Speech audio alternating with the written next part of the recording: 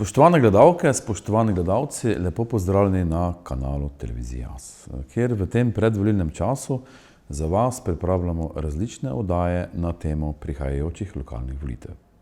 V tem času seveda v studiu gostimo različne goste oziroma kandidate in kandidatke, ki kandidirajo na letošnjih lokalnih volitvah.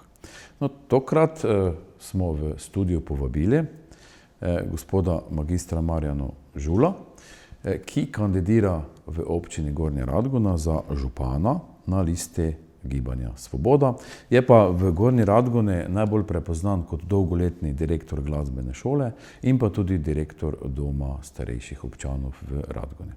Gospod Marjan Žula, lepo pozdravljeni v našem studiu. Lep pozdrav tudi vam, vašim gledalcem in seveda predvsem našim občankam in občanom v Gornji Radgoni. Gospod Žula, zakaj ste se odločili, da boste na teh volitvah kandidirali v Gornji Radgoni za župana? Ja, razlogov je pravzaprav kar več. Najprej moram reči, da menim, da sem si v 47 letih aktivnega službovanja nabral veliko izkušenj in da znam skozi empatični pristop in spoštljivo komunikacijo nekako povezovati ljudi. In menim tudi, da sem zanesljiv in da mi lahko ljudje zaupajo. No, čeprav nekateri sicer omenjajo moja zrela leta, vendar jaz mislim, da še lahko marsikaj pripomorem, marsikaj dobrega napravim za razvoj naše občine, v kateri živim in mislim, da uspešno delujem že vrsto let. Če smem samo še to poudariti, da so mi blizu te vrednote, ki jih poudarja Gibanje Svoboda, zato sem se tudi temu gibanju pridružil in jaz upam, da ta njihov moto, svobodna in odprta družba ter zaupanje v posameznika, v skupnost, niso prazne besede in jaz mislim, da si tudi naši občani v taki občini zaslužijo bivati in delati. Kakšna so vaša programska izhodišča oziroma program, s katerim nagovarjate volivke in volivce v občini Gornja Radgona?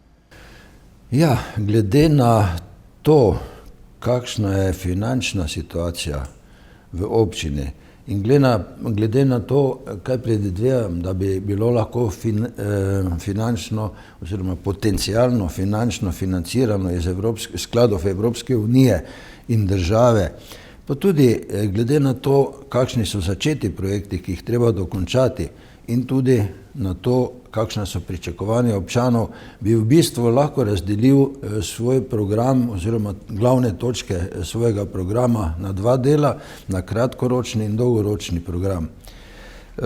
Pri kratkoročnem oziroma pri tem programu, ki je trenutno aktualen, seveda želim poudariti to, da treba nadaljevati s projekti, ki so že bili začeti in pri tem bi izpostavil kot pomembno širitev industrijske cone, zaradi tega, ker si vsi Radgončani želimo, da bi se industrija preselila v industrijsko cono, da bi si ustvarili v mestu pogoje za življenje v čistem, neokrnjenem mestu, kjer bi bile zelene površine in bi seveda ljudje raje in lažje živeli. Potem je druga prioriteta prav gotovo izgradnja avtobusne postaje v Gornji Radgoni, kjer je sedaj samo začasna postaja, zaradi tega, ker je v mestu urejeno novo krožišče in to na tistem prostoru, kjer je bila prej avtobusna postaja. Tako da mislim, da je pa to zelo pomembno, saj so te povezovalne poti bistvenega pomena za to, da lahko ljudje odhajajo na delo oziroma kamorkoli drugam z avtobusom ali pa potem tudi z drugimi prevoznimi sredstvi. Ampak, če bomo uspeli napraviti novo avtobusno postajo, to za seboj potegne tudi skrb za ureditev varne šolske poti in prometna varnost je ena od temeljnih nalog, ki bomo tudi v občinski upravi zasledovali, da bomo v Gornji Radgoni imeli takšne povezave in tako urejen promet, da bo življenje v Radgoni varno in lažje. Ko sem že pri tem, pa lahko izpostavim še to, da si v Radgoni močno želimo neke povezovalne ceste do avtocestnega priključka Grabonoš, ki je zdaj v zelo slabem stanju in zelo nevarna. Torej varno in urejeno avtocestno povezavo do avtocestnega priključka Grabonoš. To pa je seveda ne samo naša naloga, ampak si bomo prizadevali pridobiti sredstva iz državnega proračuna. Upam, da nam bo to uspelo. Prej ste omenili te varne poti, ki so nekako tudi pomembne za mlade, pa vseeno, kaj še ponujate tej mladi generaciji v svojem programu? Ja, jaz si želim, da bi uspelo v mojem mandatu, da bi za mlade družine izgradili eno urejeno, sodobno sosesko, kjer bi bila v bistvu neprofitna stanovanja oziroma cenovno dostopna stanovanja za mlade družine. Mislim, da bi bilo to zelo pomembno, zaradi tega, ker z širitvijo industrijske cone in odprtostjo same občine predvidevam in pričakujem, da bi mladi ostajali v naši občini in da bi tudi prihajali. Namreč jaz si predstavljam oziroma si želim, da bi naša občina bila tista, ki ne bi bila privlačna samo za te, ki tukaj bivajo, ampak tudi za tiste, ki bi radi prišli v našo občino, kjer bi lahko delali, živeli in ustvarjali in našli nove izzive.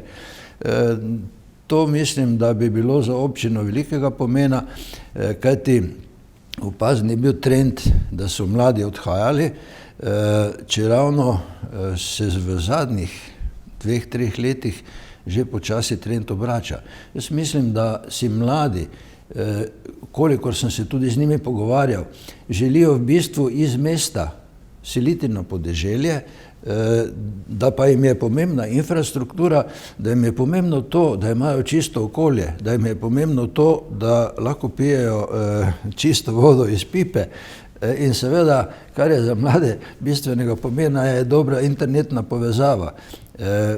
Veliko, namreč vedno več dela ljudi, ne samo mladih, ampak nasploh od doma in zato več ni bistveno to, da živijo nekje v mestu, v bloku, ampak je bistveno to, da imajo vse prej naštete dobrine, pa so raje v čistem naravnem okolju oziroma se želijo vračati v domači kraj, kjer bi lahko živeli in delali. Bili ste dolgoletni direktor Doma starejših občanov v Gornji Radgoni, pa morda kakšne so pa kaj vaše nekako prioritete na področju skrbe za starejše? Ja, vsekakor je skrb za starejše občane prioritetna naloga, ki jo bomo zasledovali v mojem mandatu. Menim, da so mnogi starejši ljudje, ki živijo na obrobju, predvsem tisti, ki živijo na obrobju, v bistvu zelo osamljeni in da imajo določene težave in bi jim trebalo omogočiti, da bi bilo njihovo življenje lažje in da bi imeli bolj odprto pot do zdravnika, do banke, do vsega tega, kar imajo večjo možnost tisti, ki prebivajo v samem mestu. Seveda je dom za starejše občane že zdavnaj premajhen za vse tiste, ki bi želeli v njem bivati. In naši občani imajo prednost pri sprejemu v dom starejših občanov v Gornji Radgoni, ker je pač bil tak dogovor, kajti večinski družbenik v tej družbi dom starejših občanov je občina Gornja Radgona. In menim, da bi bila potrebna počasi, da bi trebalo razmišljati počasi o širitvi tega doma. Predvsem pa vem, da se bom prizadeval, da bo dom starejših občanov Gornja Radgona v bistvu ostal v večinski lasti občine Gornja Radgona. Volilke in volilce oziroma občane in občanke zagotovo tudi zanimajo investicije.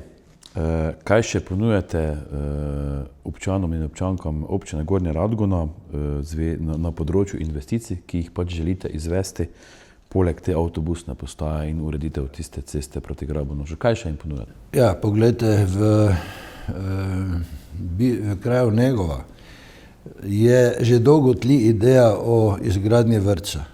Menim, da bi vrtec tam vsekakor moral biti.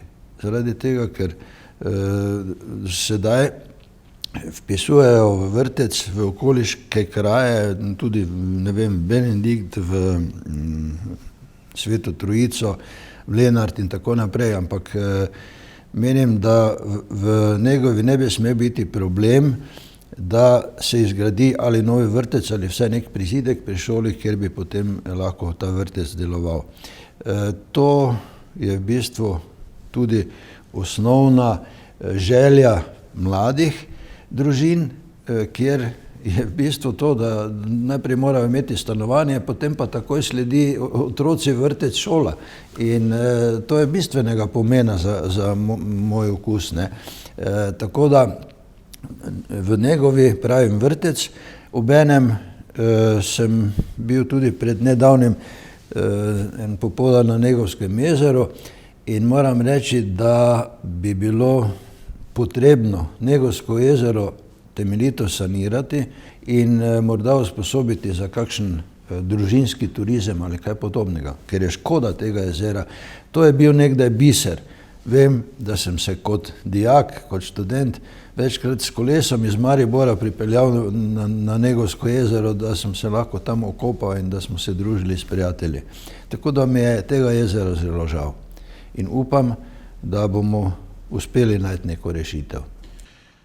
Dežela ob Muri postaja vse bolj zanimiva za turizem. Vidimo nekako, predvsem je ta korona to tudi povzročila, da nas nekako imajo kot neke eksote, smo zanimivi, pa mislim to v pozitivnem smislu. Pa morda, kakšni so vaši načrti na področju turizma? Na področju turizma menim, da bi bilo potrebno spodbuditi ta kmečki, lokalni turizem. Zaradi tega, ker ne vem, mislim, da je trenutno v neki stagnaciji. Nekaj časa so se recimo odpirale neki vinotoči, te kmetije, ampak zdaj v zadnjem času je nekako to zastalo in jaz menim, da bi tu lahko našli eno nišo, ki bi bila pomembna za razvoj občine. In k temu prav gotovo potem spadajo tudi takšne stvari, kot je Negovsko jezero, kot je v Radgoni Lisjakova struga in podobne stvari. V Radgoni imamo sicer že lepo urejene te poti ob Muri, ampak mislim, da je še kaj takega, kar bi lahko napravili. Pri tem mislim mogoče na kakšne manjkajoče pločnike, na kolesarske poti in tako naprej. Gospod Žula, čas najinega pogovora je na žalost potekel. Pa morda za zaključek najinega pogovora, če še imate kakšno sporočilo za občane in občanke Gornje Radgone oziroma tiste občane, ki se bodo 20. novembra odpravili na volitve. Drage občanke, spoštovani občani, mislim, da me mnogi od vas poznajo že vrsto let. In glede na to, da ste me nekateri od vas že večkrat nagovarjali v preteklosti, naj kandidiram za župana, ker menite, da sem strpen, odprt in konstruktiven sogovornik, predvsem pa delaven, sem pripravljen napraviti vse, kar bo v moji moči seveda, da bo naša občina tista, ki bo privlačna za življenje, delo in nove izzive tudi drugim. Torej, spoštovani občani, prosim vas, da skupaj napravimo nekaj dobrega za našo občino in za vse nas, ki v njej živimo.